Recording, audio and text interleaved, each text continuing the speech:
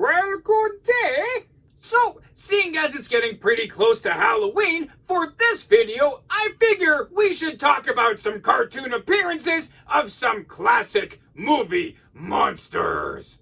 In this case, we will talk about the time that Bugs Bunny went up against Dr. Jeckyll and Mr. Hyde. So, alright, let's go. Yeah.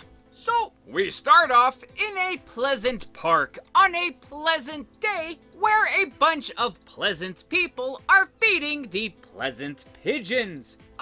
Just a beautiful, wonderful, lazy day. And also, there is this pleasant old man who likes to feed carrots to Bugs Bunny. And as you would figure, who is Bugs to say no to a free carrot meal? He wouldn't dare deny himself such a free snack. So Bugs puts up this cute little act of being a timid rabbit, and slowly going towards the old man just to make him feel better, I guess. But also, Bugs figures that it's time to just cut the charade. This carrot song and dance has been going on for quite a while, so Bugs just gets right to the point with this guy, telling him, "Hey Dak, how about instead of you coming all the way to this park to feed me, why don't you just adopt me, take me home as your pet, and you can feed me there, while I sleep in a warm bed, drink your champagne, and have a good time?" To which this nice man agrees, as he takes Bugs to his home,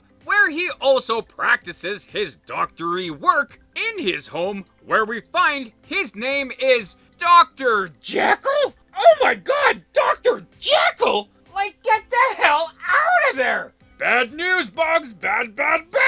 But, unfortunately, Bugs is already inside the house and he sees how swanky this place is, man. Wall-to-wall carpet, there's a piano in the corner. He could really get used to living here, So he starts to make himself at home and starts playing the piano, like, immaculately well. Meanwhile, Dr. Jeckyll himself wishes to relax as he goes into his laboratory and he passes by one of his laboratory potions. Not just any potion, this potion is his addiction, his weakness, his torment. Unable to stop himself, he slams back this entire vial as the potion transforms him into the monstrous Mr. Hyde. And he goes out after his next victim, being one Bugs Bunny. To which, of course, Bugs freaks out. Quite an unruly sight, this giant monster. And Bugs figures that this guy must be a patient of Dr. Jekyll's. Like something is clearly wrong with this guy and he needs some professional help. But Bugs is forced to flee on foot, lest he be chopped down like a juniper bush. While Bugs is looking for Dr. Jeckyll, well, Jekyll's formula isn't exactly perfect. Not so absolute. So he changes from Jeckyll to Hyde, like almost like every minute. To which, when Bugs thinks he finds Dr. Jeckyll, he will soon find that he's being chased by Mr. Hyde. And, realistically, why would Bugs think that Jeckyll and Hyde are the same person, right? Sure, they might be wearing the same clothes, they're the only people in this house. I guess if you've seen Clark Kent without his glasses, would you automatically think he's Superman? Maybe yes, maybe no. Anywho, this terrifying game of Hyde and Jeckyll gets worse and worse for Bugs, as not only is he trying to save himself, but he's also trying to save Dr. Jeckyll, as he locks both of them into a room of some sort or a closet to try and escape the green psychopath, but it always ends with near disastrous results. And this life-threatening event really takes its toll on Bugs. Mein Gott, right? How many times can you run away from a green monster? So Bugs decides to leave. No matter how nice this apartment is, man, it just ain't worth a green nutjob trying to chop you down. That, and also, Dr. Jeckyll low-key accuses Bugs of drinking a potion from his laboratory, which is the Mr. Hyde potion. Bugs doesn't like to hear these accusations. Drinking some random liquids in a laboratory. Who would do that, right? That thing could be anything from acid to degreaser to carrot juice. Anything. Why would you take the chance? So Bugs feels his honor has been insulted. So he leaves this really sweet crib to go back to his hole in the park. But as it turns out, yeah, Bugs absolutely did drink that crazy concoction that was in the lab. Because as he's getting back to his home, he starts to hulk out and turn green, furry, and terrifying, scaring away all of the pleasant people in the pleasant park. Well, good luck getting free carrots now, Bugs. But with that, that is the end of this Monster Tale. Oh man, another classic by Looney Tunes. These guys, hey, like never a miss. Oh, that Bugs Bunny, hey, convincing somebody else to let him live in their house. Why live in a hole in the ground when you can live in a pimped up crib, eh? I'll tell you why not. Because then you get chased by a green monster. But not a green monster like me, man. If I started chasing you around, I would probably pass out pretty quick, you know, just from the exercise involved. So you would be safe. But Bugs being chased around the house by Mr. Hyde, man, like, huh? So in these cartoons, you know, like Bugs is usually on the offensive when he's up against an adversary, right? Like against Elmer Fudd or Yosemite Sam or someone. He's usually in charge of the situation. Even when he's on the defense, you know, being chased by aliens or ghosts or something else, he usually turns that into his advantage and is still able to control the situation. But holy crap, man, not in this episode, eh? There wasn't really anything that Bugs could do against an axe-wielding psychopath. For this one, man, he was just on pure defense, right? Just pure survival mode. You don't really see that too often with Bugs, so it is pretty interesting when it does happen. Also really interesting with this cartoon is the whole focus on addiction. Dr. Jeckyll could not stop himself with his addiction to his potions, much like I cannot stop myself with my addiction to those gummy bears. Oh man, so sugary, so good. I don't have them in my house because they don't last long when they're in here. But like, man, you know, like this is a kid's cartoon, but they really showcased addiction really well.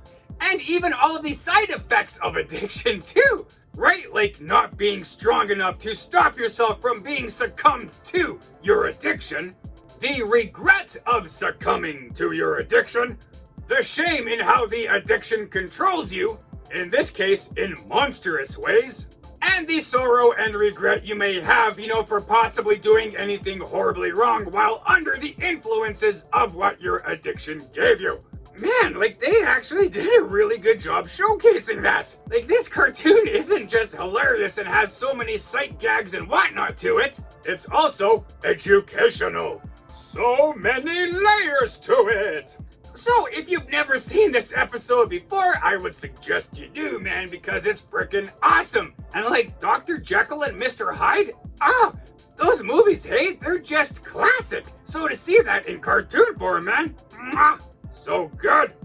But with that, you know, we do have a lot more behind the scenes kind of things going on with Dr. Jeckyll, with Mr. Hyde, with Bugs and other kind of stuff going on over here. So yes, indeed, hey, Dr. Jeckyll and Mr. Hyde.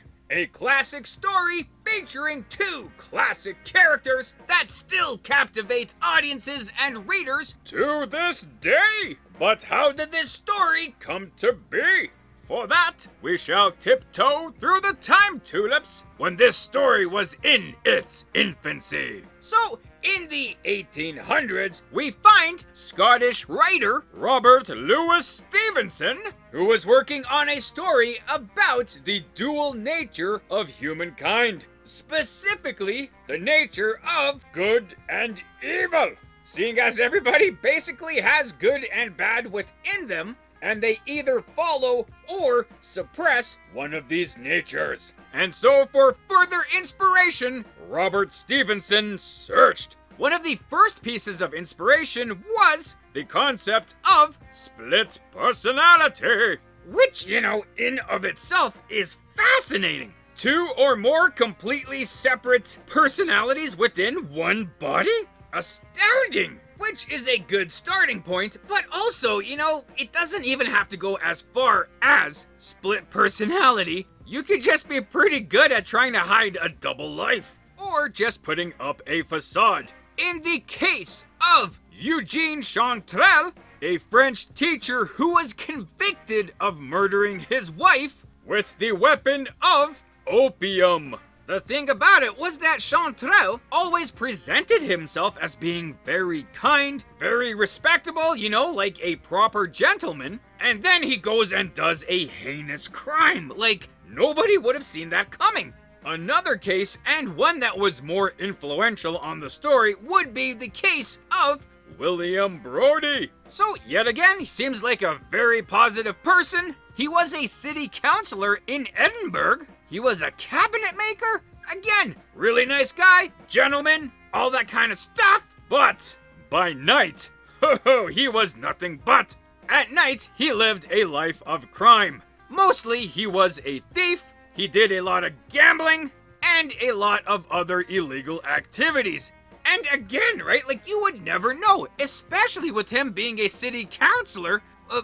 Okay, well, yeah, being a politician, maybe, you could have seen it coming, but they didn't! Also, at one point, Stevenson had a pretty bad bout of tuberculosis, and he was having some pretty bad fever dreams, as you could imagine. In one of these fever dreams, he's seen a man, being just a regular man, transforming into a grotesque monster, which really solidified the whole look to the evil personality for his story. You put all of this together and boom! His novella, The Strange Case of Dr. Jeckyll and Mr. Hyde, was published in 1886. A story featuring a London doctor named Dr. Henry Jeckyll trying to rid himself of his evil urges, which he seems less and less able to control. So he creates a potion which transforms him into the grotesque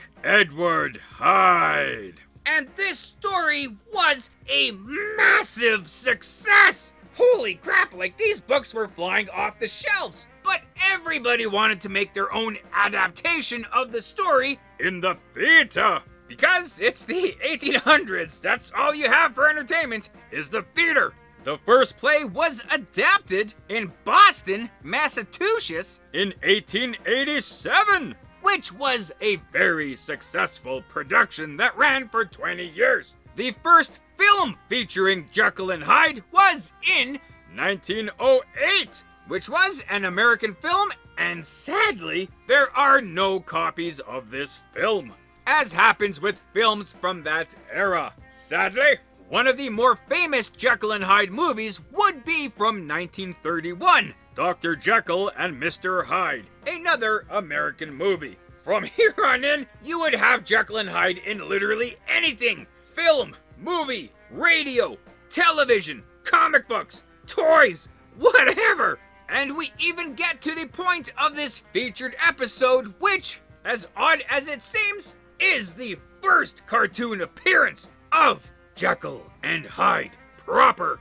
Prior to this cartoon, there have been other Jeckyll and Hyde type characters in cartoon form. Usually they were animals, like you see in Tom and Jerry or Mighty Mouse or something. But this featured cartoon was the first time you've seen a proper human Dr. Jeckyll transforming into a proper grotesque human Mr. Hyde.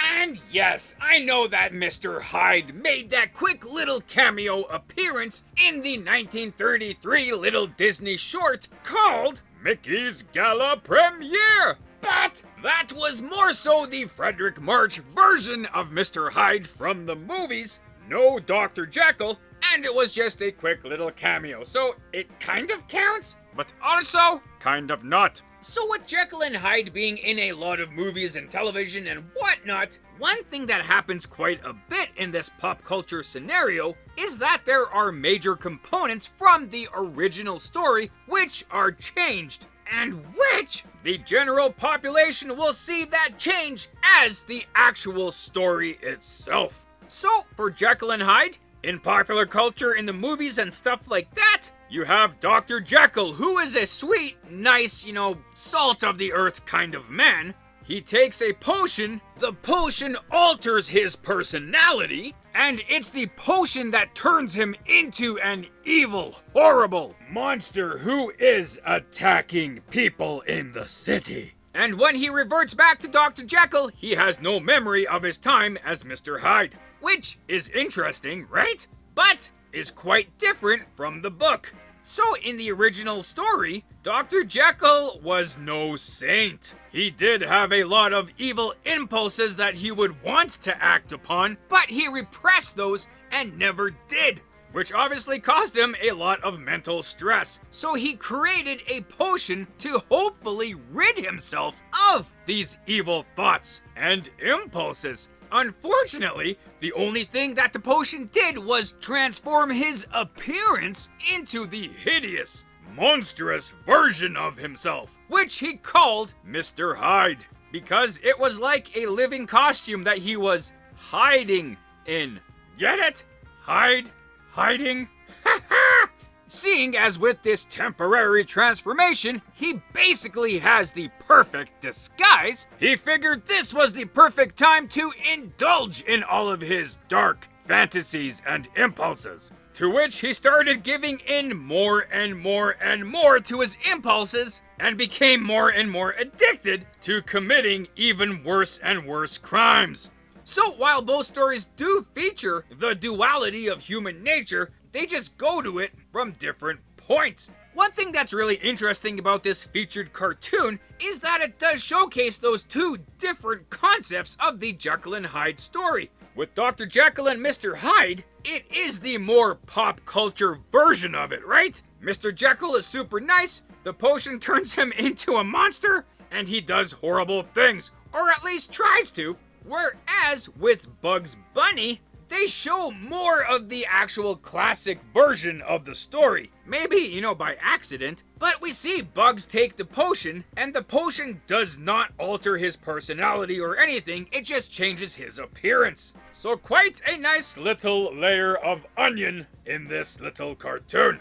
Even though this is the first cartoon featuring Jeckyll and Hyde, it will not be the last, as we will see these two characters in one many more times down the road in many different forms of media. But for now, that's the basic skinny on the guy, where his story came from, the inspirations, and how we got to this featured episode.